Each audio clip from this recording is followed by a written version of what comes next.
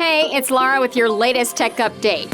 It's easy to think of AI tools like ChatGPT and Google's Bard as just a way to help with writing. But actually, there are lots of ways you can use them to give your business an advantage. Use an AI tool that can browse the web. Bard is connected by default. For ChatGPT, you must be a Plus subscriber and have web browsing switched on.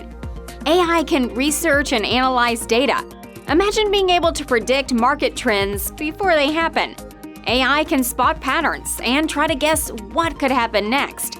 It can also help summarize complex events for you. Ask it to explain something to a 12-year-old.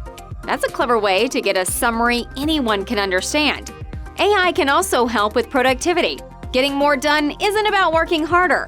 It's about working smarter. Tell your AI about your working environment and ask it to suggest ways to save time.